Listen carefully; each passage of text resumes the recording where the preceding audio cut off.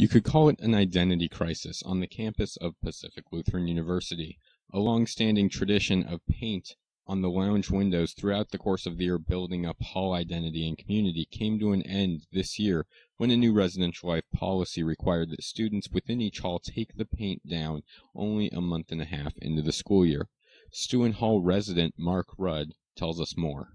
Jeff Olson-Krangle brought up the fact that the paint that we had on the windows to support hall themes was against fire code. We did a little research on that, and it turned out that that was apparently not the case. Then other reasons were given that we should take the paint down, that it would grind into the carpet and flake off and look tacky, etc., which is more justifiable, I suppose, but I think was just a way to sort of cover themselves from not being completely honest with the students. Stuen's Residence Hall Council tried to take a stand against the policy by not taking the paint down by the designated date, but Residential Life informed the students that they either had to remove the paint themselves or pay to have facilities take it down for them.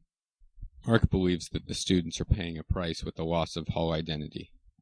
I think that the paint taken down this early sort of makes the halls look plain, boring, bare, not welcoming to people walking around campus. I mean, it used to be sort of an identifier. It made each hall stand out from one another, and it made the dorms seem like someplace that was livable. Now they just sort of blend in with all the rest of the buildings on campus and give it this sort of unwelcoming feel to them.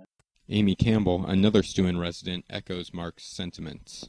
In the beginning of the year, we're building up our resident halls to follow a theme and to follow an idea that the students can relate with and feel like they're a part of something.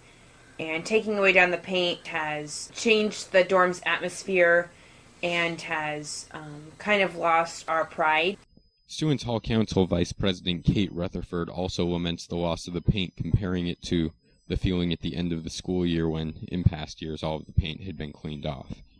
Well, I think when the paint was all still up, we were happy and excited to see the different designs and we had pride in the work that we'd done together as an RHC. And now that we've had to take the paint down, it's very dark and dreary, and it feels like we should be heading into finals week in May and packing all our belongings up and moving out to prepare for the following school year.